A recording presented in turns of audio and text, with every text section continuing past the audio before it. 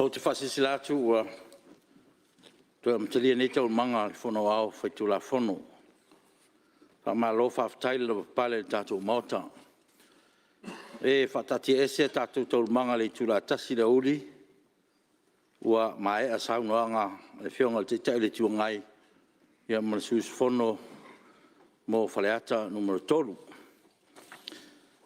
Ia o le awanoa nei mo sui malu e fisa no li potir committee tulanga lo ia ma mi to lo e fo to nunga o fonftalai e deu som tau fo pe an sa no le fionga te fono sa ausi la fo isa manga tatu mota in tau pula nei le aso sa tang fiai ia ole nganga na on fo le fo umana fe atu tal fo ta sfulu tatu minute ia awe ia foi le nganga o no fo le afela fo ia a mai a le situ fa pena fo in fela fo le situ ia mo pele to malie mo to file mu o lo to fa sa mo lo to fa tang ia wala vale tato a fa mo ne yaso le nganga na on fo o manatu la fela fo il tato a Pela nga inga ile aso nei ia walava le to malia mal file mu ia mal fa o ina tato nga luenga ia o ye se manatu ia ole avano nei wa tu natu tato mota ia le wa mai te watu le wa fo mal sa le fionga su te tai le tuangai ia lo fionga su te tai lo avano nei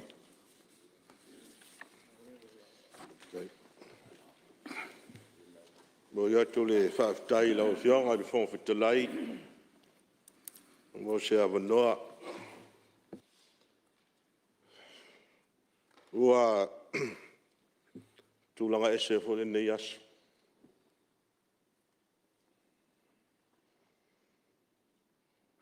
A o se tae au na liunga lua ua ese fo. Pe a fua i le tala whasol pito le mauta. Mai a le whawhongwhonga Samoa.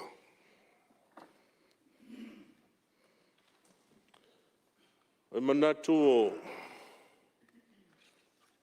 pa ia whaiwhonga tā o Samoa ua maea na pai ma tu laupua. Manatu lea o le a whataia i maunga o ao ma ta oto whamaene o tailoloto. Pa ia apo ngā tā le atunu. Ua mai a voi o na sau noa i ai. Sui ma manu o le maota i le nei asfono. A ua mai a voi o na mana waina i le fionga i le osi taulanga. Le upo le ola i le tae au o tea. O le ngafa lava na sema i le langi. Ua mai a foi o na fono whapipi. Malang sua iei la o fionga le fonga fitalai. I le tauslanga sa o sia. Na manatu lea o lau sui fono. O lea ua maea na momoli lapa o malo. A ua maea foi o na monitai de popua i fatu le ngā ma malo tu mau. Pei o le upu e whai le lai tu langi.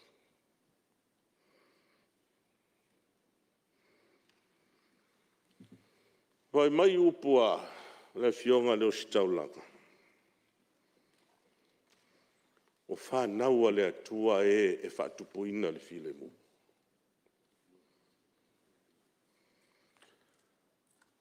Amu ia e anga malu a wā e whaile nuu mō lātou tofi.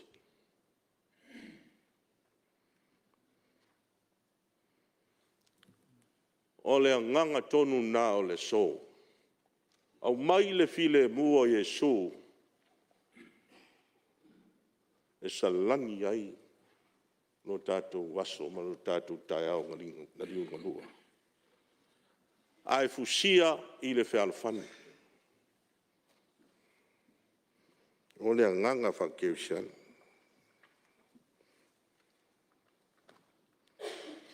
O le mataupu ia e pea na saunoa le whionga te tai. No whale fo ia sa tu ia maa ele sa matau fo. E whawhitai fo.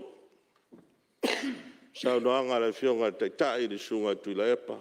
Ia whapea fo i tō whale ala i pule. Talinga i whia longo maunga matau tia. Mo longo fo i tino matangi ele lei. Whawhitai le tō whatamali. Whawhitai le tō whatuka. Whalongo matutoa. Maua longo whatutuila so se tafa o Samoa matunu o me mau. So se Samoa po whea lava. Le atunu o le lalolangi o lo mai moa ma whafonga mai ai. O ta oto le whautuanga al komiti. Pe ona fofonga le fionga i le tai, fono le komiti. Wha malo lo, mo se lua sifur wha masina. Lua tausanga, wha matau atu iai. E leo se taimi pupu. Leo se taimi uni. Ma se matati a fo ilea o tulai mai te maota o le tunu.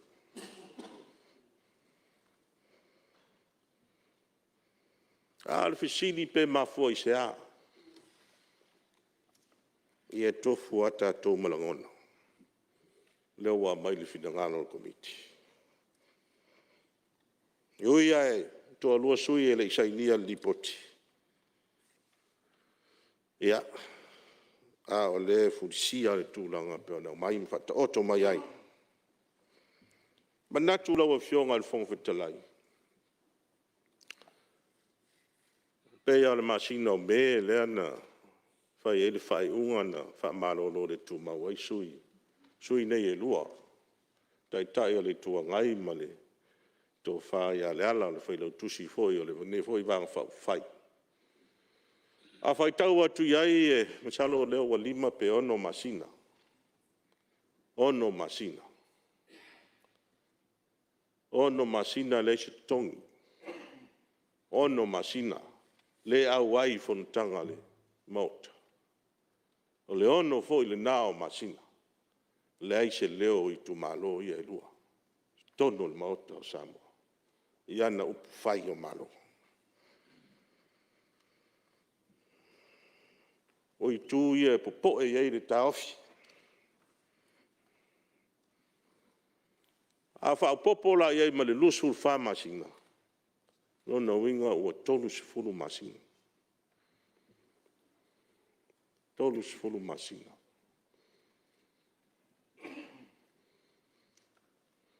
Tō e se ai ma taofi ai ma le awai Fonotaga le maota. Ia whatasi ai ma le ai o se tonu.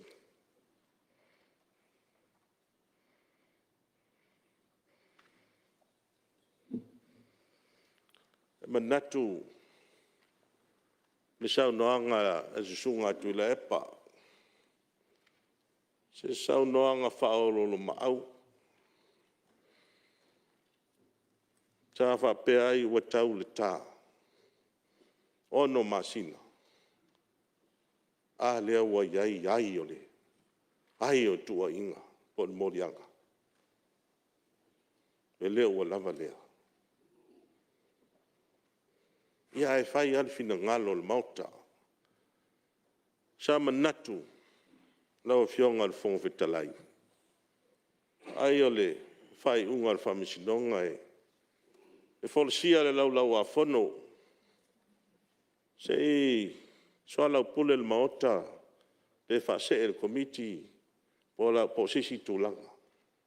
Ui o lea. Lea whaina le manatu ma lea langona. Ona o leo wata oto le ripoti al komiti. E le lau a whono. E manatu la. O lea ua mai le unga le whamisinonga, ua muta le whai unga mua pa le whasalanga mua. A se whasalanga whauau, po se whasalanga whaupopo. Pe o fisidi le ilo mafu whau. Wa uma le ono masina. Le ngata le nā, ia a le telefoi. O la fonga ma meo saundoanga whaalumaluma. Le whaingo fie, i le whaalongo. Le matango fie fo i le whaafonga nisi. Ia me se fo i le nei tū. Whaatasi ai ma le ono masina. Le ala toi whaupopo ma le lusful wha masina. Ia. Pei ana utau mwhai atu, lau fionga le whongwetai, le stato Fonotaga talmai. Si sila le ni tau le matango fie. O le tātou fono whaatasi. Ia se mele leo uso ana nofo whaatasi. A upu fo ia le male lenga i le tai au o tea. E le ai se tātou mea e maua le fuli tua a. Ma le o i le whamsinonga. Upu le male lenga i tai au o tea. I lau tāofi. E se le mana ia. Whamalo si au foi. A le osi taulanga le tai au. Manatu e. O le ase tō wha e whaini ai. Whaini ai. O le ta puai le tunu. Wa alo o ave a i le nei mata upu. Alo tele isi mata upu tāua. E tāua nā ngai eiro tātou mauta. Ma tātou malo. Ave i eire wha mua ma le whataua. Oi lea. O lea ua mātou mata watu. Ia le tūlanga le nā peo na iai. Ai, sa iai le manatu lo u suyus fono. E fo na wha leo le sao noanga le ala. Wha tā ua ina le sao. Sao fo ia. Al sunga tu la epa. E taita ina fo ia le tunu. Man whainga malo. Ina fo i tausanga o tua nai. A muia fo i oe tu la epa. Te lelo wao ngā le tunu. Te lelo wao ngā. Tau te rei loa po feo ta oto i eire whiga ngalo le atua i lesi lua tausanga o lumana. Ai amuia oe. I rau taito nunga lea se sa mua le yo o i eilo wao ngā. Lai sila le atua. Ia pangare. Sau manatu o lea wa iai o le mtau. Ma lava ia tai. Lea se tofa. Lea wa fionga tai. Ia le mātou te talo le nā. Se lapata inga se ao inga le nei asu. Ia nana mātou tu alalo. Ma mātou te talo. Aolo i nai ni tū nai. Le malosi o le tātou maota. Ono iau tūl whai numera. Ai pei o le mātou te talo nai nei aso lau i fionga i le whonga fitalai o le maota. E pei o nā mai ma sau noa mai malama fwoi le fionga i taitai komiti. Ma taitai whono komiti. I le whai unga le whamisinonga. Ia lai whai mai le whamisinonga i lau fwoi whai tau atu. Ia tonu e. E asi fina ngalo le Palemene toi asi le whaasalanga. Ia e leo whapea mai i lau whai tau. E toi asi le whaasalanga. Mui o lea. Ia nei ese lau tāwhi, ese fwoi lo tō fina ngalo. A o lai whai tau le tunu. I le tūlanga o iai le nei aso. Ma tātou whamoe. E le wha umiumia sa mātou whamatalanga. e whaamata whauloina. Pa mo sa no o mai su min tolote. O lea ua ta oto atu le tāo sanga. Rasi tō whaina. Lava ia taimi, tātou anga i luma. Whau tātou malo. Whapea se langona. Lawa whionga le whongwhitalai. Ianga le mai le tua. Tai. Maua pea lo whina ngalo mano manosi. Awa le whaafoina le whona usu o Samoa. Maua voi le whina ngalo. Wan manosi le whionga te mai tai pānia. Sui pāle mia ma le kāpeneta ia whapena voi le ainga mi stālango lango. Ni ua le vai o te mai tai le tua le mauta. Mo foi so la to fina ngalo wa tau aveina lo la to foi wala uina o vionga fon futalai o se upu le na pupu e fale o ina se langona ale nei tu o fai ia o masui mo moli atu sa mato opu e lang sua mfon fa pi fo isa noanga whionga tai man sunga fai lau tusia nei tu an mauta i manuia i le tātou whono nei asu Ua whamalo sa noa te noa e lau whionga le sui te tai o le tuangai ia po lau whionga fo sui malu o ano maa numero lua ia malo le tofa ia whaptai fo i mo sa noanga ia e mole mai ia ua fo i le tātou mta upu o i lunga neo laulo a whono ia malo whaptai mo le sao ia le fo i whapongfonga manitoa ia le maota ia se tole mai lau whionga le minsta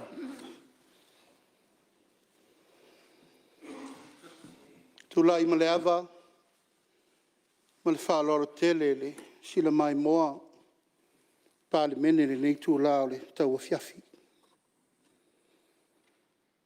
Longo foi pulotu le mapu a tai. Longo foi le na iatea, wa longo foi le na yama. Ma walo longo foi Samoa i le uleo o le tau a fiafi na i tia fau de nei aso. Ano manatu lea lau whionga le whongwhitalai. O le au leto e whalo ina le awhaloloa. Pe o te toe toso le manoa le wā tatala le avei. O le tai au ma le aso, na tātou sula i le tua malo na lofa whasalafa. E mailo na while mu tātou te afu ai ma lava lava i le tai au le nei. Tātou o mai loloma, ma momori lapalapa o malo, e whapaia ma whatau tō le ao ma malu o le tātou malo. O leo tātou tusi a ao, o tātou whiriwhiri e tau ave, le tofinga, o le ao ma malu o le malo. Hane nei tu aso, o leo tātou se mai se tasi o ma tā upu, ua longona ai le lalo langi atoa. Le atu nuu atoa i ona mamalu mo na pa ia whaletala le lei. I ona mamalu whale anga nuu. Tainane ona mamalu whale malo. Tainane le whafofonga mai. Le tāpua inga Samoa i le lalo langi atoa. Po whele tafa. O mouma i eile whono usu le aso le nei. Manatu le Samoa le a o le toi o atu o le wa umana whalangi ma whapoi mamalu. Na whaalupe o le tai au malaso. Whaaftai lau whionga i le te whono. O le ua au pēr le maota, le tō whaa ma le whautautanga, o tātou komiti. Komiti whiri al Palemene, sila li poti tau lumbanga o le mtau pulnei. Nā le toi o fo iso leo, tūlanga o le tō whaa lewa mo moli mai, ma lau tau fautuanga e momoli mai, e fuli whaala au ma mawhai ai, te tō whāma le whautautanga, a le whono siri le nei e le tunu. Ai le io se upu le mta upu le nei lau fionga, tau ai nau whapoi vangana. Langa e whainga tai tu malo o le sunga i atu le epa. Ma le to whai ale le pule lae whaafonga, tapo ai mai le ni aso. Tu launa ia, te pai o le tu malo, au whanga le pā masale apanga. I le fio wale pai o ainga, fio mai tu puola ma le matua i a tango. A fio mai le wharenga fua, wha le tolu o le usoli, a la tai popo ma talimao sa le whao. Fio mai oe wha al toi, tawaa ma le usoli. Sua lalai malai lolo fio le alo tu i atua. Puolanga o le alo mta afa. Tui la epa o le alo mari e toa. E la tai whatialofa ma welua. Tama punefu o tūlau niwa atua. E la tai whatelenga ia mali le ngoi. Ma le mamalu whale atua msa al whao. Fio fo il tato nu i sale panga. A fio le fionga ia tu le au popo. Whale nei popo ma politiu atoa. O mau putau langi, fio mai tu pua le aloli. Su mai sa ngale ma songi ma le tawai. Ala le tai o dua whetelenga ia fiu mau taulu. Ma le mamalu ia te oe sa le whao. Tātou nui vai tele. Su mai matai o le tama al fale. Fio mai ngal male manna o le aloli. La tai la le pule, la autofato i, tu langa ma pula ma le mamalu ia te oi vai tele. O te o atu ma lo wanganga wha lalo. Ma le nganga o le asu atu vai malu i puenga. O no tu lenga ma saunoanga o leo wata atia le maota i le tai au ma le asu. Whainga tā o lautou pule. O lautou pule, ma lautou wha malu malu. Ma lautou tau wha o lea sau wha i eisu ia. I te tonu le maota whono Samoa. Lau a fionga le whongwhitalai, e wha vai nā se langona ma se manatu o le neitu malo. Nanga i whamaunga no me le tolu. Ma lo mātou tali tonunga i le taunu unga ua tau nuu ia i le mata upu le nei lau fionga le whongwhitalai.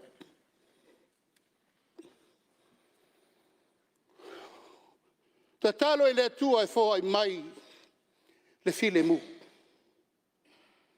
Ta talo i le atua e fōa i mai le tūlanga sanga tonu e ta oto iai se manatu le tu malole nei.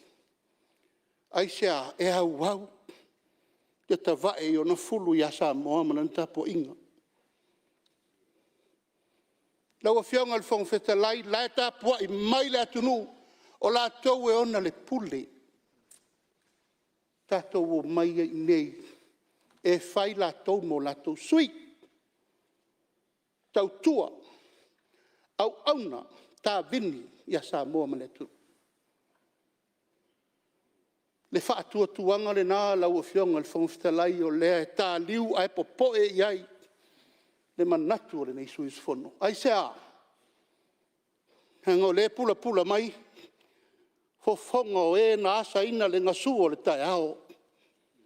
O le whainga malo ma le Palemene a Samoa. La ale me la tupu le aso nei. A manuia, saunga le movie ia le li. Ai a whai ai manunu le to au nei. Talo whai a Samoa, manana wholaunga moa tae ao. O lau sau le maota le nei lau o fionga le whongwhitalai e le whai moa au. E iai alo ma whanau o lau tū malo e muli mai. O me tau awen fōa leo te sau whai ai. A le tapananga nei ma le lumanai. Ia malu le no fōr ngā ngai whamaunga nu me le tolu le Palemene. Ia tau aloa, ia alo ia whaalolongia, ia tau ave lo na mamalu tūmau, a tau teo mai e tau ave upo le Palemene o Samoa.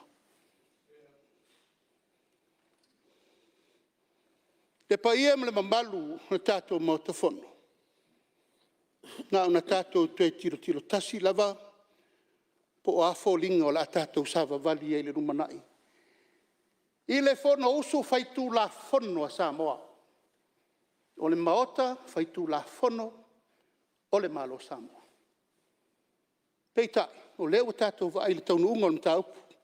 O le whatasi, le whalua, leo whatolu nei na mele maota. O le alme utupu. Ua wha maonia. Soli ngā tū la whono suis whono i e tonu le Palemene. Ua whamaunia. Whamaunia me le whamsinonga, whamaunia le Palemene, toi whamaunia le whamsinonga. I le mele na avene. O la le fua whata tau lau whionga le whangwhitalai. I le manu lau ti ma le whaavai o le maota le nei. O le maota whaitu la whono o le malo Samoa. Whea e fua i luma fua i tua le mele utupu. Tu lou lau a whionga le whangwhitalai. Ke rei o mai le tu malo nei e awa i le tō whāma le whautautanga le maota whono sā. Tanga o tātou umalava.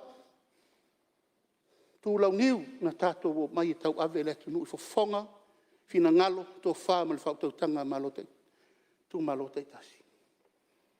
E nao no whamanatu. O tu i malo fie. I le taunu unga e taunu i aid whamoe nei. Mō tai au. Ono sfurtau sanga talung tātou tūtō tasi. Na asa ele ngā sua le tai au tātou matua. Tātou mai e whai le whaavai. O le tunu. Tau teo mai whai upu ina ia manuia le tunu. Ai a tātou wa whialo i sori ngā tū la whono na malia lea. Wa tātou na whai me taun whai. Te tau awa ia lau pu ata ma whai ngā. Na ina le tō whā ma le whautautanga i sui wa whia. Lo ngutu fwoi ma le afi. Ma e tau te so o le tino. So o le ele. Mai wal tau le pau ainga. Ai le wha ai ngā me nei. I le moto le tunu. E ta tau na whai le mea tonu. Ma le mea sao. Ina ia while mūsa moa. I le anga inga mo le rumanai. I le wha vai papa na whai o tātou matua. O le tū la whono. The rule of law. E ta i ele mauta whono le tunu nei. Mai le siri atu. Le sirifo, ai tumu le nganga, le rofa. Lau a whionga le whangwhitalai, o te tūla i e lavau, wha leo le whina ngalo lo tū malo, tū lau Samoa ma lau whaafonga. E le tatau ona tue sa whawhai, ni tū yusu whono i te tonu le maotale nei, o wha nia sori ngā tū la whono. O lau lea tau le mau, tau o whionga le whangwhitalai, e manu i le tunu. Manu i a Samoa malana pule lai, ta poe mai sila le moto. Ta tau nei, ta tau tai au. Heo mai e whai, upo le tunu. Mai e ta tai pēr le tātou whaavai i le mō le ala. O mana li lifa i ai upo le whaavai, la le whaavai. La le tātou tau tonga na whai. I le luai taimi na tātou tau nuu mai ai. O te tau tō i le atua e au le maa losi umala. O le au wha maoni ma tau aveina tonu le loto nuu wha maoni. Ma lotu tō tasi o Samoa. Ma mana ia tū la whono umma o le moto. Ia wsoso ni mai le li i mo tātou. Tai. E le whai ai so loto le pai o le moto. A le tangi al pu mate. Samoa nei vale tu lima lona tofi. A naua sila fia sus fono. Le me taun fai sisila. tolu sfulu, tolu se lau lima sfultangi, no wafia. Tala men fai lau fianga, ke le tu fatafa. Mene sau no ngalo fiong mai tem. Pa pe na foi fai unga fai tu langa. Palemene tu la. Ai na na ofa pe na. A fai pa o papa se tala nga ngai fomongo no mele tolo. Foi mai ai nga sat pa mai nga sa mali to amala ingo mavenga. A mato mo nga fa lupe na matina. Lo fa mai ale tua. Filili wa yo to fa mal fa to tanga le yaso. A upu fa vai e fai mapi mata te tele le mota le nei. E la unga so o ai, suis fono. O le na te sila fia le mea tonu ma le mea sao, ai le faia. O le anga sala na ilu mo le to. Amanuia lau fionga whangftelai, ma le fono uso Samoa, amanuia tapua inga Samoa le nei aso. O lau nganga whaalalo. Alo, whaftai. Ia, malo, sao noa, lau fionga le sui malu. Ia, o lau fionga le minsta whātu anga ma whinga whaiva, ia sui malu fo ngangai fo maunga numero tolu. Malo te noa, lo sao noa, ia, la whatu rei tua tatu maota.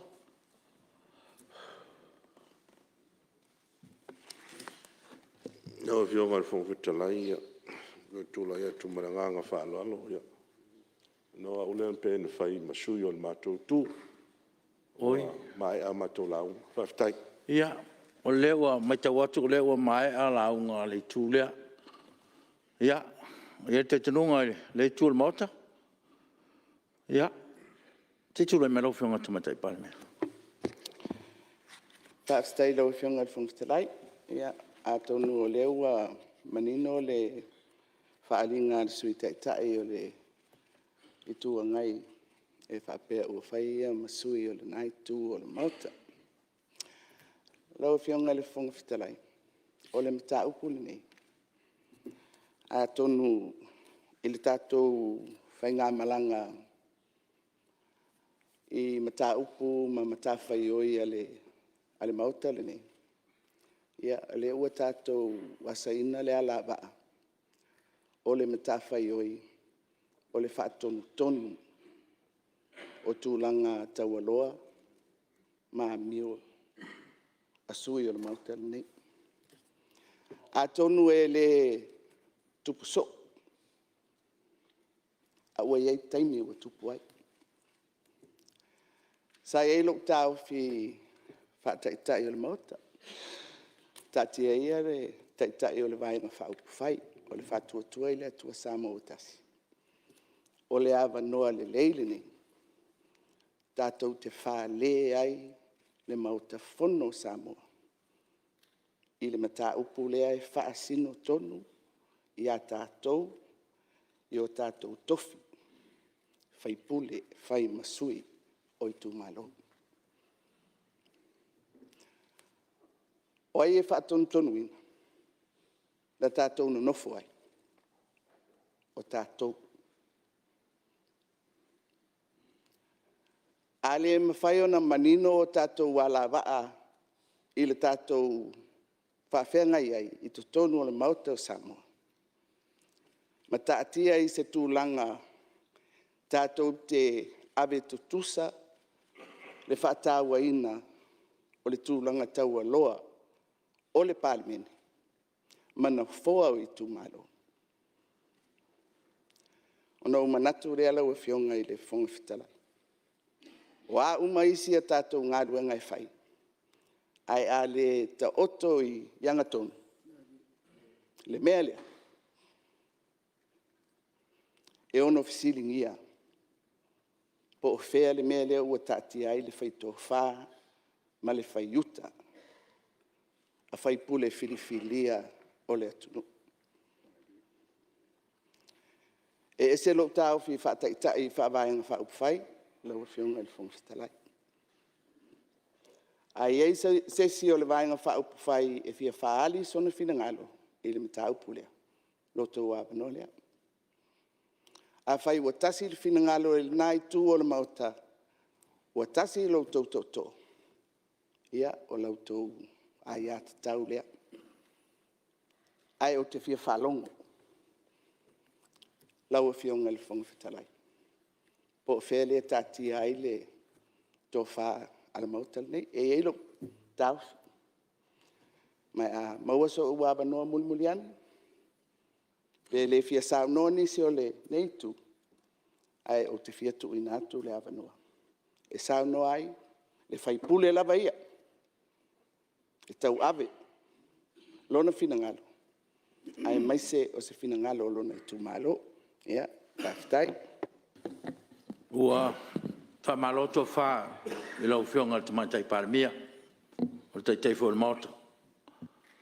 Te tonu fo leo whafonga ma to alpa i le maota, e mesel whafonga nganga Samoa i le to wha alia. Ia ono le nganga lava o le name ta upu e le sem ta upu whaingo fie. Ia e mese foi o le whasoai o to wha ma whautanga i le mamalu le maota. Ia maloto fa le o mau lo finangalo ina ia fa pena na fa so pelo to fa ia masa ausi pea io to sa noanga ia wala va nem ta upu fa tai lo fionga su te tai o le o mau le finangalo le tu ia ale o to fa fo mai finangalo le tai o malo por tai o mot ia e manatu ia o ni fa tai lunga le nem ta upu ia sa ausi pele to fa tai e lima su tasi i tu malo o tau au fio e Palemene ne ia wa se fai unga tala fia ngai mo nem ta up ta to te fa me mo le tu lana so so le mai o le fa so foi ia ma le fa tanga o ia e so so ni foi le tua e lo tu to fa o lo to fa tanga wa e paenga ma le nga iluma o le nem ta up ia le sa no le tai o mota tai o malo ia le tu el mota ya tu nai mai le sui wasingano no matas after ilo fionga ile fong ptalai mule noa mnacho taimi fa penei mnacho ai foi se tasio pule ono ma nele tapo inga mati tu au mata upo te tau na fai i ai se langona o le tu malo o le pule vai singano o le pule tausia le file mu ai va tailo fionga ile fong ftalai tu mau a i fi ai le malu o le vai o le tama e pe upo e fai le ana papa na utu mataua le vai whaalele o le tamaitai. Nai malie ma vai toi lau. Ina ua tutai nuu manaia le whaatama soali inga. Sai le atua lii o le whale tolu. Ua lolongo fo i papa ofo. Le lupe ala whaia lii ina ua mua le so. E pei o le upu i atua i le moso. Mnatu o le fo i ua pai i pule le maota. Nei le manua tele o le maota na maape ai tau finga o le motusa. A o le ta ofi o le atu fale ata. A fai e so ua le vai fulua sou. Sala lava ina sou. Sala ina sou wa wa o lo to ai ti o le tautianga o le maimoanga nei fale ata. A tapisa le so. Sala ina tapisa. Sala ina tapisa wa o le wata oto le au o pe au. Ua i liwa vaa le atu sisi a le tautai. I le pa ia ma le mamalu mau alunga. O le nei aso. Whawhelo i atu. Lau fionga le whangwhitalai. Lau fionga te maitai Palemene ma le kapeneta. Mai se fo o le whaipule. O le maota fono. Samoa. Na tola le to e tai tua se tala. La fionga le whangwhitalai. O le mata upo e pei ona toe lau li liwa i nei le tofa ma le whautautanga i le Palemene. O se mata upo e atangia i pea le tausinga o le mamalu ma le halo ia. O le vano nofo o le tafa tolu. Tau whiwha tau ngai. Pe a fua i le whaaiunga le whaamasinonga maualunga i laso tolusfulu au kuso. Lua afe, lua sumalua. O asi sila la wafionga le whangwhitalai, o lea sa mai o na pasia i le Palemene i le lipoti. Ma whautuanga le komiti o tūlanga alo ia. Ma mi o tau aloa a le Palemene le nei, i le aso lusu whao me, lua afe, lua sumalua. Ma wha maonia ai e le Palemene, molianga o le whaale mingau i le Palemene. O sui usu fono, ai maise o le solia o amionga tau aloa, ma tūlanga alo ia, e pei ona whaata oto mai to tonu o le tātou tūla fono tū mau. Sa pasia ai e le Palemene le nei, o le whaaiunga, e wha malo lo le tū mau, se ia se aso. O le whaaiunga lo o whionga le whangwhitalai, o le whaaiunga le Palemene a tōle nei. E le o se whaaiunga e na o lau o whionga le whangwhitalai, e le na o se whaaiunga a le nei tū ua tūla i mai le malo. Ai o le whaaiunga ua whiau mai sui o sufono o le Palemene. E peitai lo o whionga le whangwhitalai, o le lava sa mori tuina e sui usfono le nei lau whionga le whangwhitalai. Ma le Palemene le whaaiunga le Palemene atoa i le whaamasinonga maualunga. Ma whaapea mai ai e soli tu la fono, ma soli whaavae le whaaiunga le Palemene, ua whai nei sui mamalu. Ai manatu le alia whaina lea. Ona o loo whaapea mai, o lola ua lea ai atatau, e tusa hai ma le tūla fono whaavae. Lau whionga le whangwhitalai. O le whaaiunga le whaamasinonga maualunga i laso tolu sifulu au kuso. So pania tulawa le sui o lo sao noa. Leanga lewa e ta ua le whaaiunga le whaamasinonga o sori whaavae, sori tūla fono le Palemene. Ia, ele leile, ele o iei se whaaiunga whaapena le whaamasinonga i tauleanga i nai le Palemene. Ia, ina ia fuafua i sao noanga le sui mamanu. Lau whionga le whangwhitalai, whamalulu atu i le maenga lea. Ale, tusinga le whaamasinonga maualunga. O la tau lango ina ma whaamaunia le whaaiunga le Palemene le nei sa whaamaunia ai le soli ina. E sui usu fono nei, o amionga tau aloa, ma tūlanga aloa ia i le Palemene. Ai maise i lava le whaamauninga o le whaaleminga o le Palemene. Contempt of Parliament. A wao lea ua whaalia manino, le te ena le whaamasinonga maualunga, o le tangi ia i la ua nei, e pei ona tuina atu, e le ai se mata upu i le tūlanga aloa ia. Issue of privilege. E tu sai ma le whaitoonga, tu sia, sa mafua ai le nei mata upu. Asi sila le parkala faluma sui wa fa ingo tu sia fa msnonga. O te whautuaina le sui mamalu, ina ia ngai tonu le whasalanga. Ia, le o mo mia le au ili o whaiunga le whamsinonga i tonu le Palemene, a ngai sa o le whasalanga. Ia, lau la unga ina ia fuafua i ele tatu mauta. A malulu atu i lau whionga. Le tau tala atu o le se fina ngalo fo i o le nei tu malo. E wha malulu atu le vaenga lea. I o lea ngai e wha umasila ngono le nem tau. Nei tu malo. I se manatu o le nei sui usufono. Fia whaafitai ai la whionga i le taitai fono. Sa whiangai ma le whaingaluenga whaingata sa whiangai. Ia mai se fo i o le komite mo malo. E o i lava ina tilo fo i ma le whano noa. Ia ona o le sainia fo i anisi o sui mo malo. Ia e manatu o la, o lea lava. O lo ta oto le ia tatau. Ia o la atoia ngai la se manatu i tua. Ia a la atu loa tu sai ma le lipoti. A le komite o tu langa lo ia. Ma ami o tau aloa e whaatatau i le whaasalanga.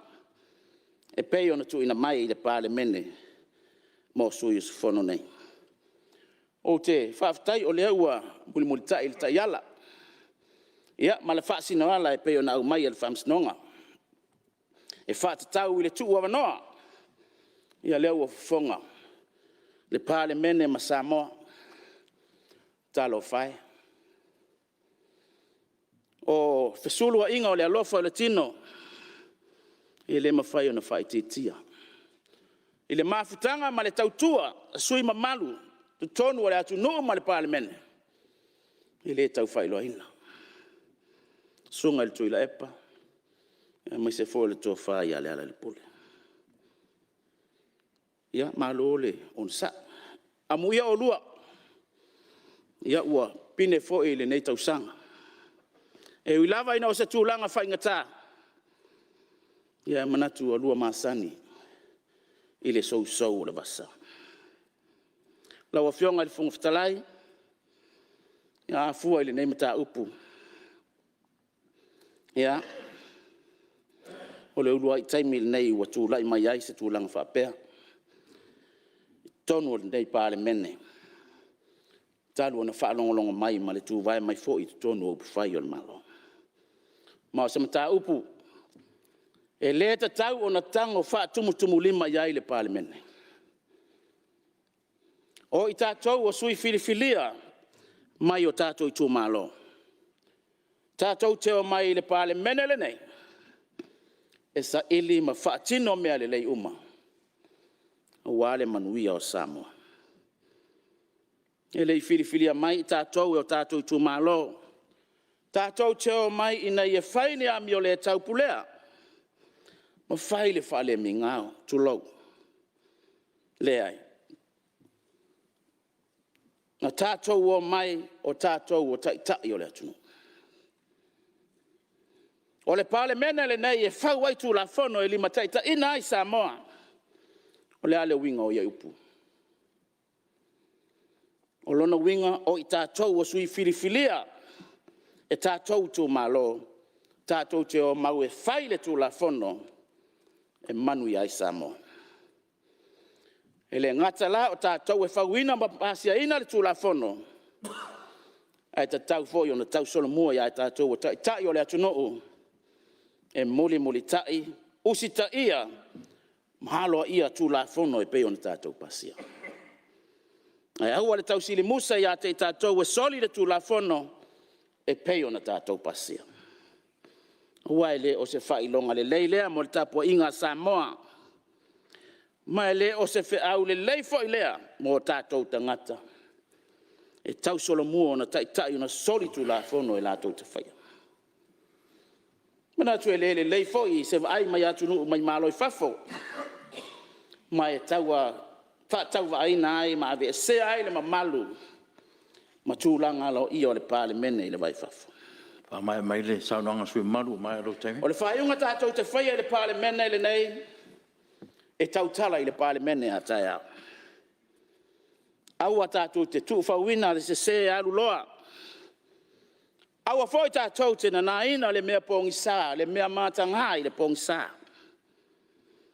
Aua tātou te la fuina winga le mingau inu le aina. A tātou whaia se whaiunga mo le leo le atunu. Iona upu whai. Aua o le tautalaso le ingoa ipo le tamalo o le itulangi le. Lau whionga i le whongwhitalai. E lango ina ai e le nei sui usfono. Ma le nei tu malo. Nga li poti ma le whautuanga al komiti. Tu langa lo ia. Ma miota waloa. Manui al fono. Ia, o whamalo sa loa, su malo mai vaisingano numero tasi. Ia, whamalo fuori sui, ona o le whaimata o fiatu le sauanga. Ia, ona le tua lea. Ia, tātou ala o safo i le tulanga o le whaiunga al whamsidonga. O leo wa mafuai le name ta upu mai ei mafuanga. Bele ia, e tono so soni fu inisio sui malu. Ia, ne i sa fua fo i se saunuanga.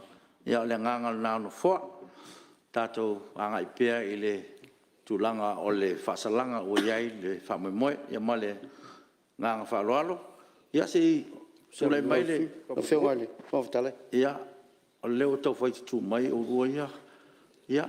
E wala, o lua sa wai. Ia, o manatu langa lefto a mai atu sa vai o le atu la noa ia le fanga mo fale ase la ia tu le mai sui man Whaftai lau whionga le whawhitalai mo le awanoa. Ia o e papa au peale pa ia mau lunga o le whanausu. E mo moana o taia le toa tawai pe o le whitalai ngai le whio. E a whioanga o tau to lima ngal mo le mana. Ma o whapoi poi lia e pe o le whitalai ngai le malai o tupu. Ma o si tia whawai o mao ta wau lulo la au nei nganga moe. O te tā foi le liu o le sā nei whatuna, nei le mate ia le tupua nei le si ua awa mua. Whana e lupe le tai au ina ua tawhata o tau le lei. Wa le o se ta atu i malai. Po se tō whale a unga, whalua luo le whesila whainga i le ni tai au. O leo toi tū se ola, wa o lele ua sue le tai. I le alofa, le whātua o i o le tātou ta pau sili le langi. Le nei tai au na liunga lua, a wale la le tai o le paia o le Palemene, ia i le fiole, le fionga le tamaita i Palemia, fionga le sau whapito, ia fio fo i lau fionga le, whangwhitalai, ia whapea minsta o le kapeneta, ia mamamalu o sui whaipule. Ai o te manatu o le a pili tonu le ifi o maina ma whanga tonu le malama. E tu sai o le mata upo o whenga iai le nei fo i tuaso. O te tō manatu ai tu langa e whanga solo ai ia ni sui tau wā. E le mawhai ona e tau wā. Pe a whai ua whaamaunia sau soli tū la whono. O le anganga nai tau moli moli. Ona tupua e loa leo le whesili. O le a le tu a inga Palemene. E iai se Palemene. A e lo iai nisi o lo ua whaamaunia soli tū la whono. Lo ua atal tonunga o lo usui. E ave ai le leo e whai ma whonga tau moli moli o la aing sa tuala ma le matua. Fio le tau langi e a tainane le malu whale upolu. Nganga e olo ma le itu ma malu whale tu sa vailu tainane whale a ana polo e wha.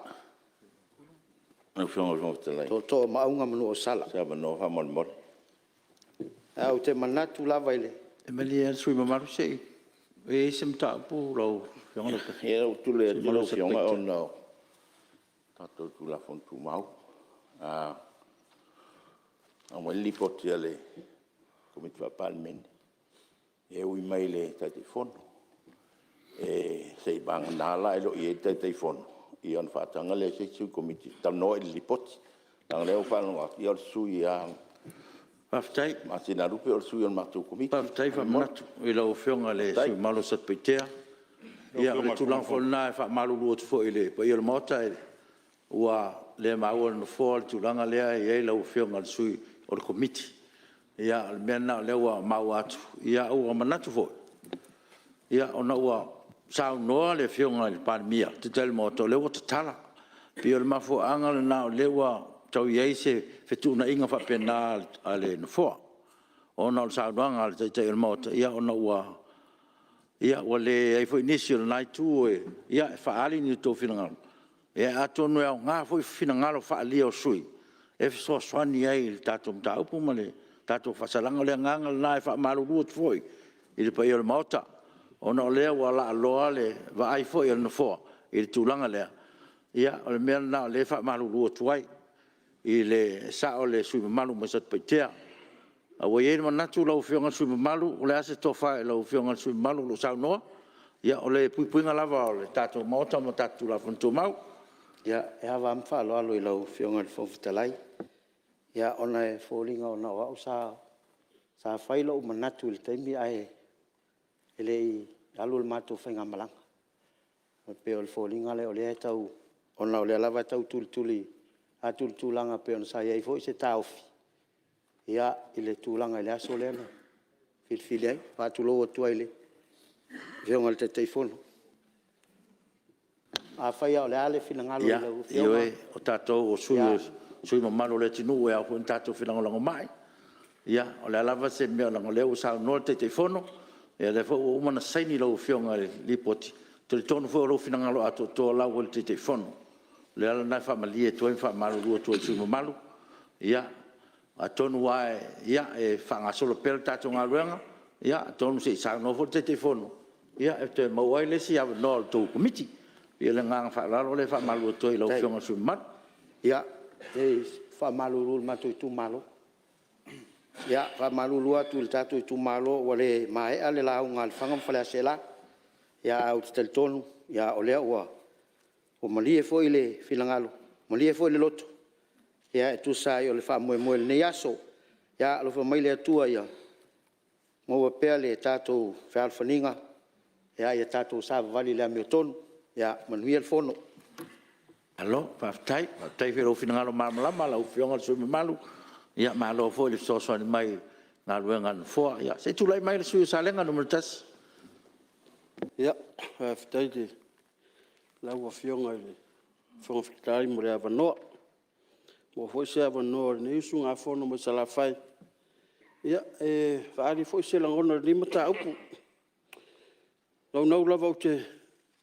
Fie mo mo atu le amatanga. O te mana tu foi au ia i lo tu langa i le tu malo le nga o tamaita pai mare au li se si tu pe so ni foi mata au po tu nga fa penei mana tu le wa o lo oli wa fai ma fa no anga i lo loto awa ala langa tama fine o nu mai nu mamao pe leo ia ele tua i siona wale ai ani pusamai kiliata wale o ia se leo se foma ole taibi umi ole nei mata upu mai lava i da matanga. E iei le upu le tātou atu nuna au whaalongo ai. Ta ia lalo lei a le ainga sa sau mani mai le tū le ala taua. O le fesili la le umi na ta ia lalo i leia. Muna tu leo wa o le toso ngā ia i lo utu malo wa o i le na toso i leia lea. Fai mai le tala le tama. Se siaki le ia po ola. O tango leo le tama ua. Fa mafiti lunga lau mato le ia. Fai mai ale yola. O le ena mato le ia. E o mai le taimile ne.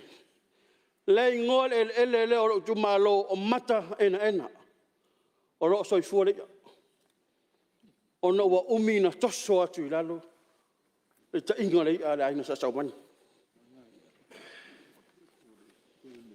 o le ato le taupu lea ua lata ina mo watu le soi fuare po le malosio lea e whapena so ulangona i le umina ta ia lalo o le ia sa saumani i le neimo taupu le ai se tala. Le ai se leo ono sa. A o lea watoe o mai tono le motofono. Whaaftai il komiti lau whionga te teifono. Malau komiti mamalu. I le wheliwa ina o leina ma vai leina o le nema tau. Ia iuia ina le a tole sain. Hei le taua ia tau le sain. Au au te iloa lai ei manatu au le saini to tono ma tau pulea. Pe saini, pe le saini. O mana saa le tō whae tu malo. Na afi fio mai e whai pulea. O le toe a sio le whasalang. Ma le toi fe tu na ingo le whaasalanga. Tolu tausanga po le tolu fulu ono masina. I le lua tausanga. Ai au maila tau mau. Ma uma tolu masina. O le soifuanga tau tua. Ma le whaato e senga. Ai lau fai tau le ripoti. E le ai se upu whaato ese po se anganga loto mawalalo o suia i la o tau komiti. Tau a fionga tau teifonu. O le kou komiti, o le mamalu lava leo le Palemene o Samoa. Lea fo ina maua i le tae ao le ne. Saunoanga sui. Ia tulou tu la epa. Oyo se ta mau ngā, ta ua ngaina. Ma tau te rei whai atu foi, ona o ni mea o te tupu. O upu o le atu nuku e mau e mai tau, mau e whaaneli. A whai e te sau noa mai malele, ma tau te mai tau, ma matou whai tau. A matou tala noa, e te mai tau a winga o a matou upu. Le ai ma se nganga whaato ese o tūra epa ni maota le nei. I lana saunoanga le tae ao le nei. Le ai se nganga wha maua lalo. Tau stanga ti sea. Taun wha maua lalo. A whai o hao le whai pure o sori tūra afon. O le hala ume whai. O te tolo tolo atu i lalo. Lea ngau te sau whai le whai ngānu. O hao le matai Samoa. A o whai le tūra fono. E lea ana o toi solia le tūra fono. Le ala lea lo whai atu lea matanga. Wali ua lo oli e whai ma o whaanoano anga.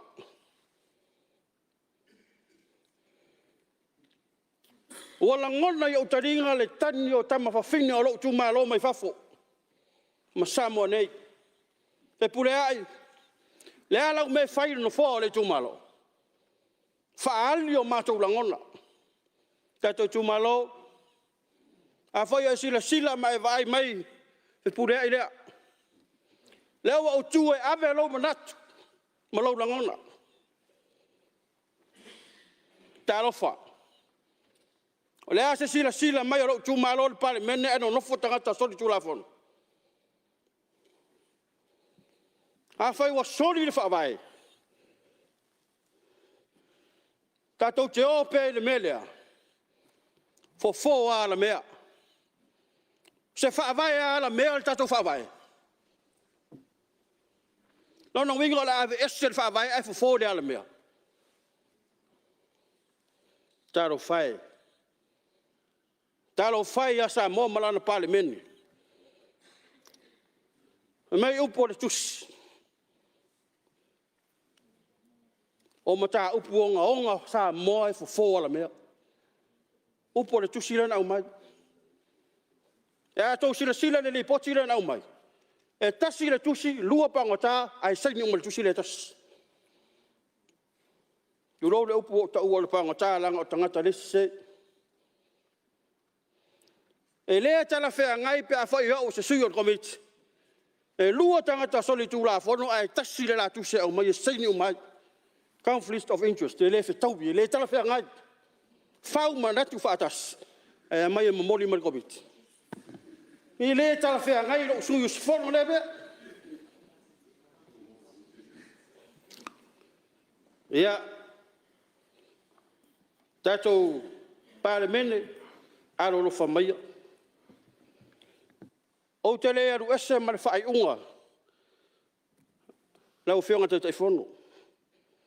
O te tūpea, o te langoina, le sala a le tangata ua soli le tūra fono.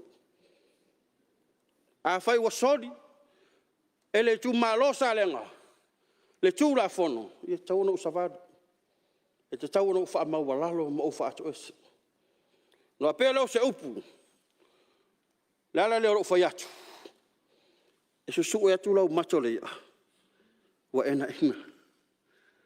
O le ata lea, o le a hui le mai. O le a uma le soifua le. Whaafean tue whaola. Whaasa o sao tātou wala i le atua. Whaasa o sao a wala le tātou Palemene. A whaia sol tū la whono. Lo no foa, tu no foa. Me leso no foa efu le. Un foa sa lenga. Le ala leo te tūra ia tuai. Wha leo te nganga nei tu malo. O te lango ina. Le whaai unga. Ale komiti filifilia. Ale Palemene. Tai, maua. Ia, leo maua fina ngalo sa lenga numero tasi. Ia, malo whaftai. Ia. Lava non nei.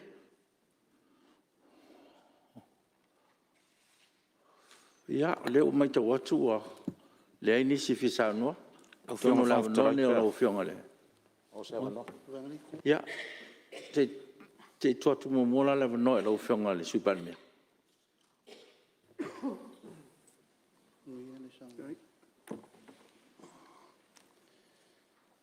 Ia, lau fionga le Fonotaga. E pa ia maolunga le mau te fono o te mai whaatulau o na tūlanga whaalupe le nei i tūlau le aso. O te e fia pai le viinga le tua le nei tūla e au pēo na tātou mantua ma pi pēa lana ta iala mo le tātou usunga fono. O te whawhitai lau fionga le te maitai Palemene. Sa whapea la ale moa seisi avanoa e whai atu aise vai vainga po se whamatalanga. Tau lava na ia o whapai le mata upu le nei. Ona manatu ona o au lea na amataina le mata upu. Ia, e au pea ona vatu se whamatalanga o le foi ua tofu saunoa le to tele foi al motel nei aso. Ia tonu e tala whiunga si tala la vatu. Ia male tūlanga foi o lota oto iai le whenngalo komiti. Ia me se foi le tātou Palemene mamalu. E iai le tala masani le tātou watunu. E whai le tala whātai o le tai. E whapea e tutupu matangi liu o waa. Aso wā matangi. Ona whaonga lea o le la afa. Ai a sanga matangi. Ona whaonga lea o le la fala. Ai a pēle matangi. Ua le aise savili. O le a la o le a whaonga. Ai whai mai e iai le tautai matala. Na te toe sisi lava le la. A wai whai mailo na manatu. E iai a asua matangi. E iai lava nai toe matangi. E mawhai o na tātou whola wai. Ai pangalea. Sa au whapea o lea. Sa au whapea o nai toi matangi nei o la tātou whola wai le so. O le toi matangi po le toi avanoa foi lea. Le a whola wai sa. Ai peitai. O le mawhai le tautai. O na whaatila. Le sa lea. Ale a tātou waru ai pēa whaatawheta whea ai pēa whapea i lunga o au. O lau whamatalanga whamarurua tua i sui o loa fia. Ai o lea so sa whapea i lea watua sa whamatalanga. O no te manu lava le tātou wā. O na wao lea na whaurua le tangi. Tasi lava le mea na ufia whaalongo i ai le so. Tasi lava le mea na ufia whaalongo i ai. Lau susunga le tulepa. Sa ufia whaalongo sau tua lalo, o sau faa maura longa i le so. Sau toi te talo mai. Io e, pe te fatu ese mai foi. Ia e so ia, pe o no fai atu, o lea lava o fina, ngalo le tautai, ta te o faa tawhitawhia i pea whapea. Ai whawhitai le komiti le fatu tonu folau, a wā le Palemene o Samoa o le lumanai. Lea o tu ina mai le fua, o autalia le fua. A rua whionga i sui ma malu lo wa fia le nei matau. Ia maua le lua lo tele. Sau malama, a whaanonoa nei, tātou te fia tai au. A tātou tangi nei, e ata tai au. O le mau a fita o le military i whapea. A whātu langa se savadi. E te tau lava na sao lau la mua. Wa a se lau la mua. E se a toa i ar savadi. Ma tangata o lo muli mai o tua. E te toi fiu lava i whaasao.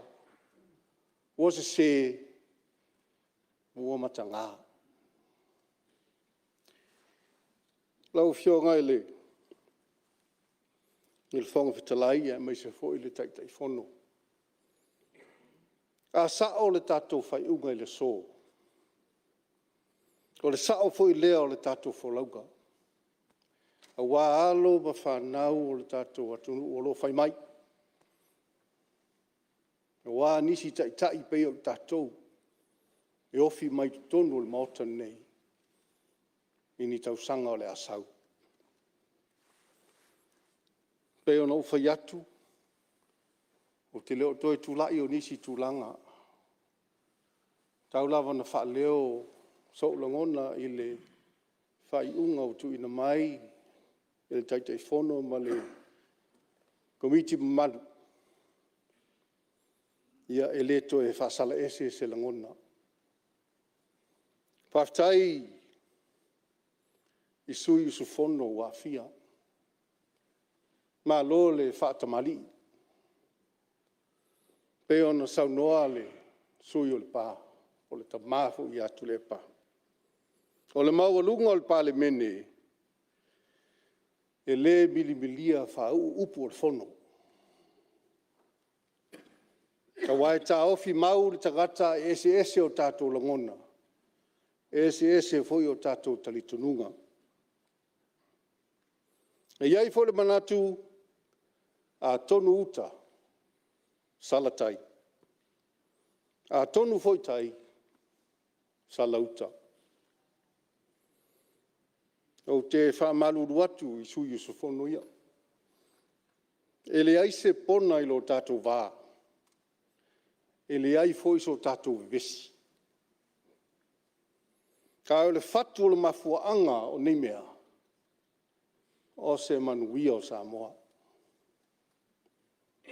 Ia lo whangia le atua ia lua fionga. Ia maua la o lua tofa. Maua le malo si tino. Ia iai le file e buo le atua.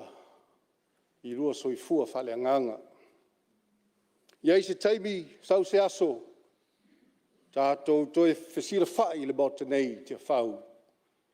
A wā upu le tātou atunu. Lau a whionga le whonga whitalai. Whawhitai mo lau a wanoa. Manuia le whono. Paftai, ma lo sa no i lo fionga le sui Palemene. Ia, ua whafonga fo i le pa i mota. Ia me se foi o le sa e sa no tonu lava i le whapungai fo nem ta upu ia ma lo to fa. Ia, o e fo manatu. Ia, o le ua fo mai sa le fionga te mai tai Palemene. Ia, mo lan sa noanga. Ia, so o e fo sa noanga lo fionga sui Palemene.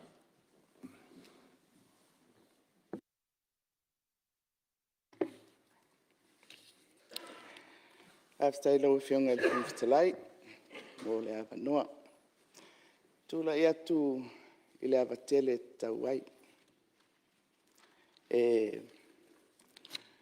Papena ona whaupopo atu fo i le tātou whaasoa i le mataupu ua i le laulau a fono le Palemene.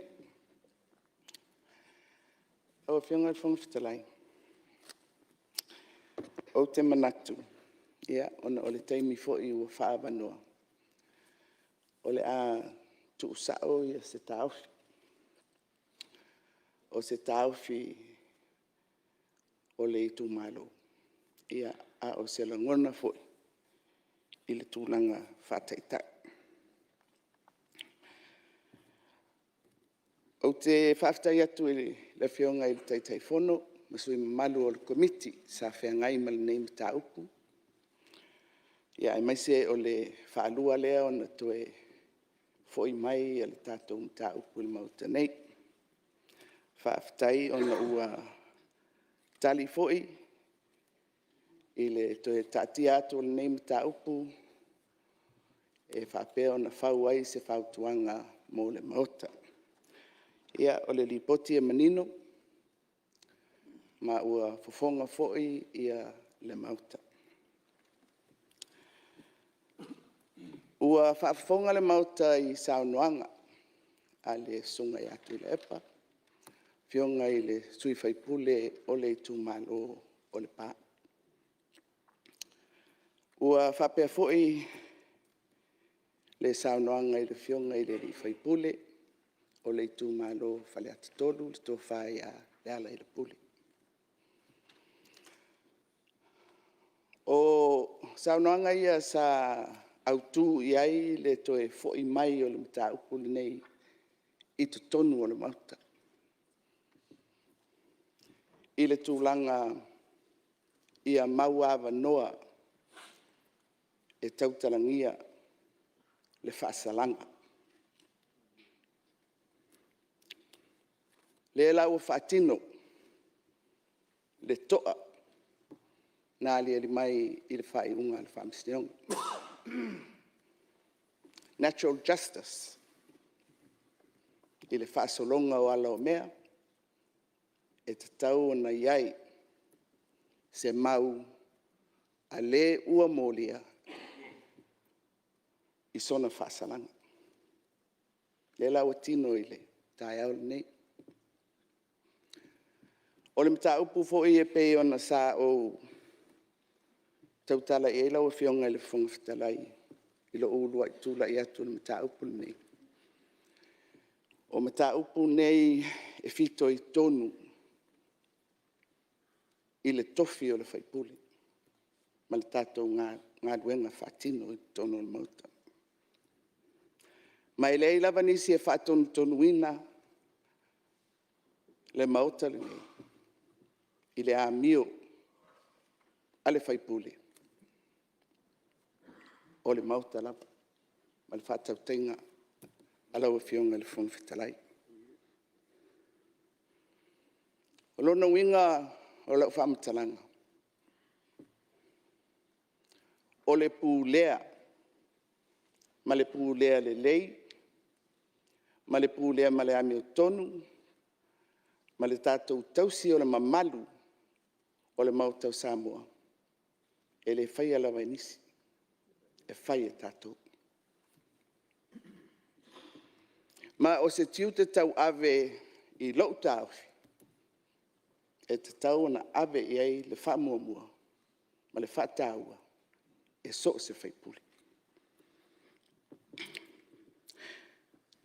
Lau e fionga le whongwhitalai, e le toi fo i le whaamitalanga i tua i le mata upu.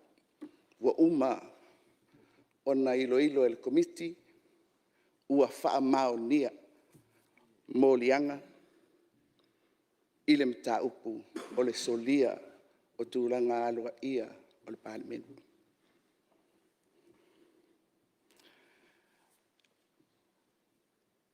E aona o whai atu se whaamatalanga e tusa masaunoanga a sui mamalu, ua whaasino iai ia nei mōlianga, ma ua whaamaonia e soli tūla fono. Na o mai tau ma le tutoa i le saunoanga. A le fionga i le sui mamalu o le pā. Ia malona fina ngalo. Mai ma ue le avatu o mata upu o le ale mauta le nei. I o i le whamsinong. Ona whapea mai lea. A o whea ea o le atua iai. O whea ea tātou te tua iai. O le tūla fono, o le whawai lea o le malo tutou tasi o Samoa. Mai, o le mautala, o le whamsino, tātou te tua uma iai. E o lava i tono o le Palemene lea,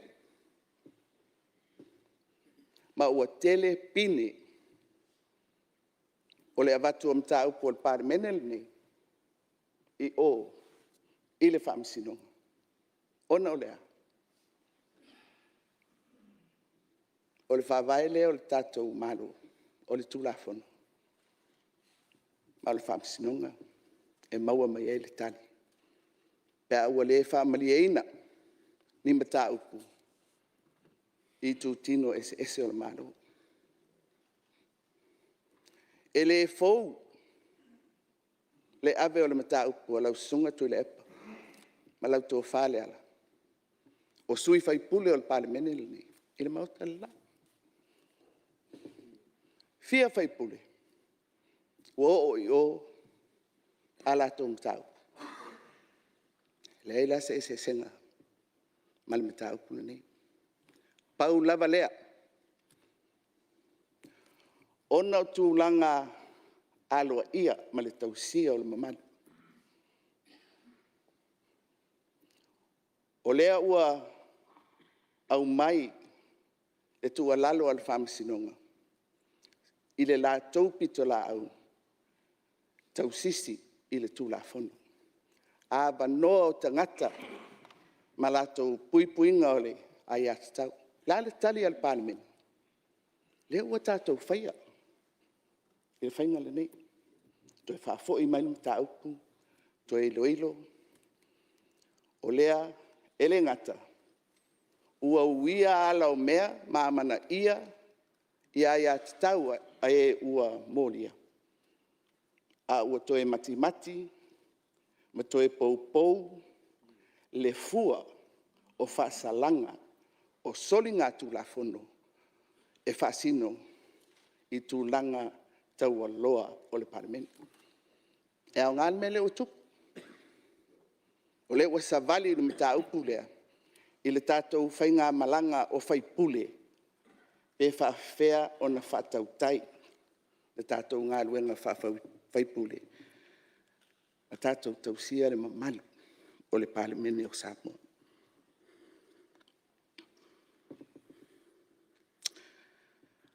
O le si tūna o maua le saunoanga al sunga i atu i la epa. O le aia te tau al tangata e tautala saunoa fitalai i lona lava finangalo. Freedom of speech.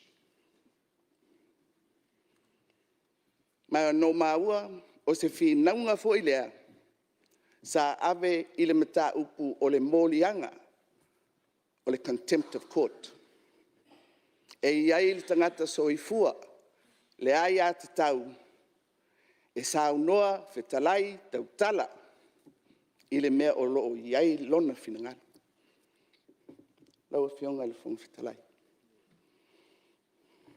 I le mata upu lava lea e whaasino i tūlanga tau o loa o le Palemene. E lei ase mea e lea i sona tua oi. E o lava i le mea lea tau o le freedom of speech. Ai maise i lou taufi. Pea ua sau noa se whaipule. O se tangata whaitu la fono. E whapea o le whamasinonga e whapea. O le Palemene e whapea. ona tau lea, ona iai le fua. O le mea e o iai le tautalangia. O le taofi ma le manatu o le tangata. Ai maise o le tangata e fai tu la fono. Ai fai le saunoanga. E fai ai.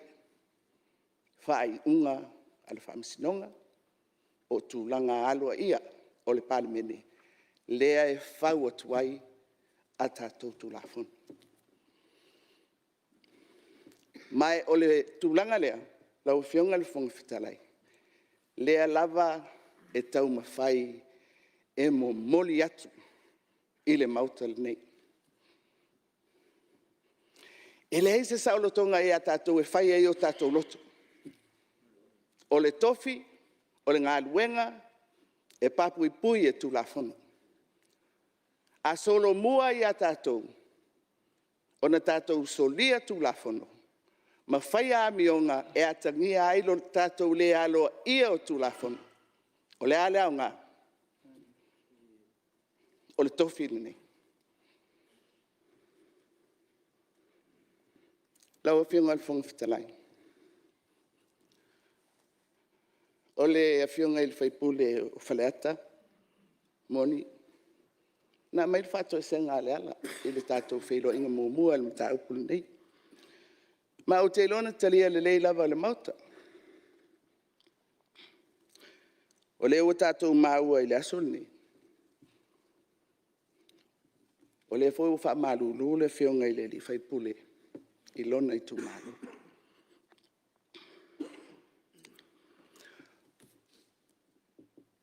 O le mea olo o atangia mai, i le tātou mta upulu nei. La tātou se e ese i le autū o le mta upu.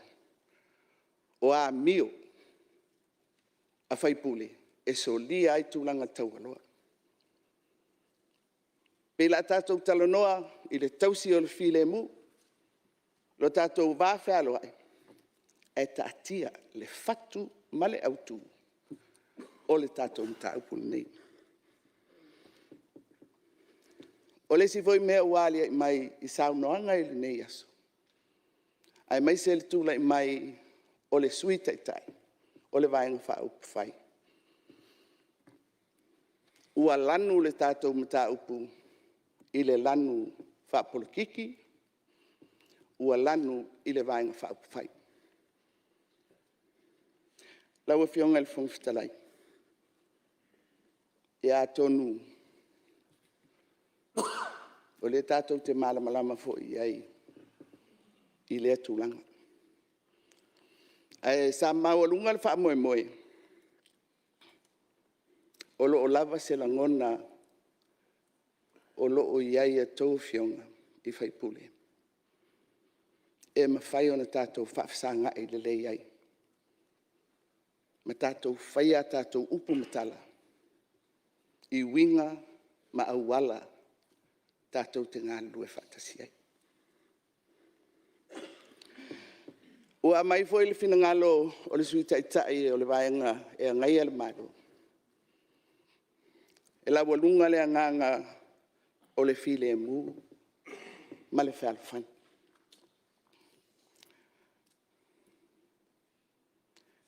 Ea, ai longa iesesi o tātou e le mo mia le tūna. O le file mu ma le whalfan. Ai lo lava taofi whataitai lau e fionga le whongfitalai man malu al Palemene. A le mawhai o na wha maoni. Lo tātou tausia o le mamalu o le mautale nei. Ma awala tātou te ngalurue whatasi ai. E le muni. E nā winga o le file mu ma le whalfan. O lona winga, e tau wha mole mole mea ua ngā lua. O le tanu o mea e whale tonu. E inisi o saunoanga o mea tu tupu i le pong sa. a le file mu ma le whaamau o tūlanga i manino mai malamalama. O mai tauina fo i le saunoanga le sui taita. E mo moli mai lava le saunoanga i upu tua inga, molianga. Le ai se upu e tautarangia le mea e tau o le soli tūlafunu. Le autu ma le taunu unga lana, o le nei ta miru sanga umi, ua fai tonu o le Palemene nei. Ioe, tuainga, molianga, fai le suenga, maua le tonu, faa mao nia le soli tūlafunu. Laua fionga i le whangwhitanai. Fea le ami o tonu. Pe a tātou lea mana ia le soli tūlafunu. O ai e whaasala i le soli tūlafunu. A o ai e whaamangalo. E ese la tātou fua, e whai mō tātou, ese le fua, o le mea e whea ngai ma le tangata soli tūlafunu, i le tātou atunu. Tupu le mea na i le mauta nei, i le mata upu lea, o le Palestine o le whaamisinonga whanua suafu.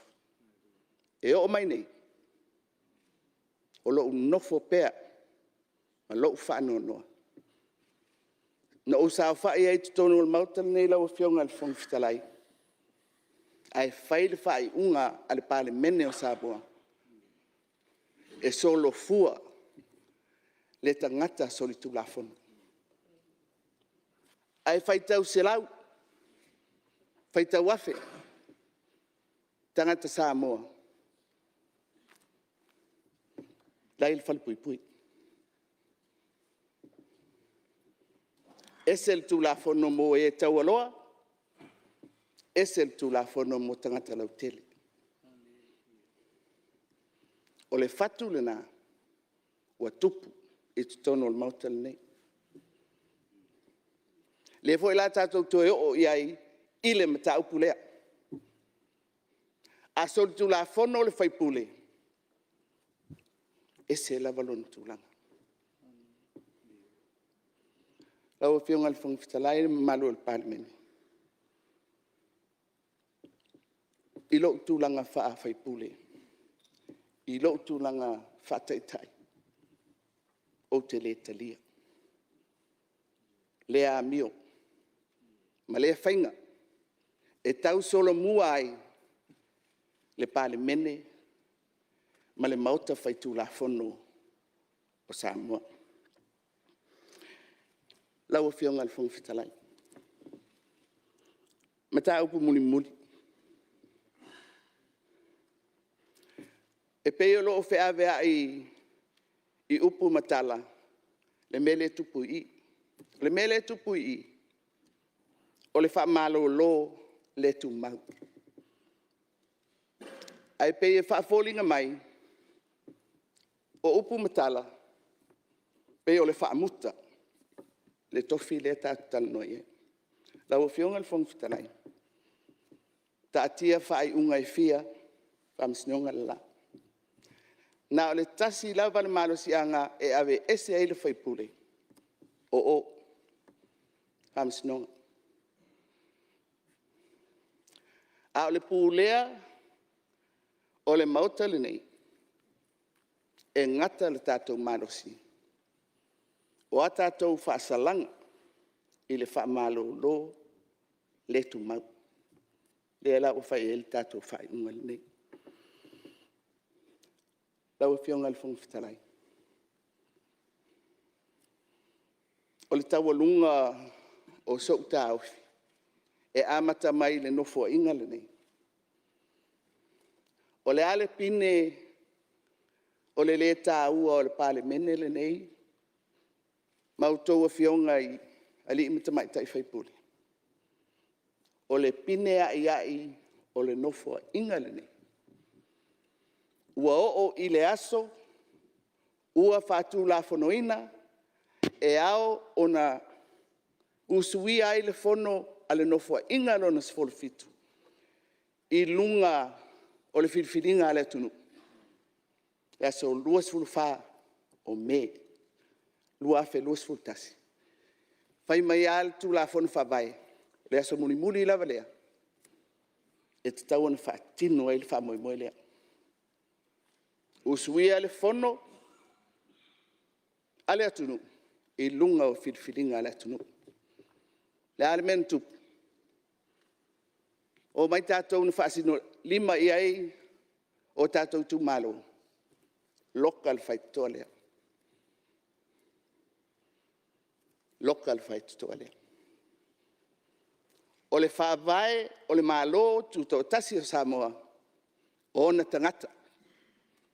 O le lātou pule, sa whai ei tātou tono mautal nei. A o le pule ai, na ave se ai le mele. Ta ofi ai, sui o le atunu. Le no foia le Palemene le nei, la o fionga le whangwhitalai. A matanga o le no foinga le nei. Na ali mai ai, e le ai se alo ia, o le Palemene o Samoa. O le mea le nā. Le ai whaau ai. On sa mai lau fionga le te tele tuangai, le la mai a saunoanga le. Le ai whaali, le ai whaau. Sano mai lau fionga. Ta tia tu la fono, e iei to finga o tangata, e iei ala to ngā luenga e whatino. Awa, le amana ia tu la fono on whawai ai. Ona o le malosi e ese atu. Ai le o se malosi whaavaenga. Whaatu la fono. E pei ona fina ngalo i ai. O tautua amo matou matua. Whaavae le malo le nei. I le pule e whaatu la fono. Lau e fionga i le whangwhitalai. O te talia le whai unga le komiti. Ma o te whapea tuai ma le whaalo alo. Au mai loa le fisili. Lau fiong. Ia, ua malo malele lau fionga le Palemia, tai foi le maota. Ia, tu sai foi o le tātou mta upu, ma o le tātou stoi launga foi lea winga le tātou mta upu. Ia, le foi tau tulai mai lau fionga, ia, tonu e se taimi. Ia, aua, o manatu. Siri atu pe se avanoa. Ia, le la tatu anga i tonu. Ele mta upu leo te tula i tuai. Ia, la fai o lela atu atu e mua nsou avanoa pe a o iel manatu. O lewa tu lata le tatou malolonga. O iel manatu, o la whatatia ese tatou ngā ruenga. Il teimi nei mo lana malolonga o le fiafi. Tatou to te liu mai toi wha au tatou ngā ruenga.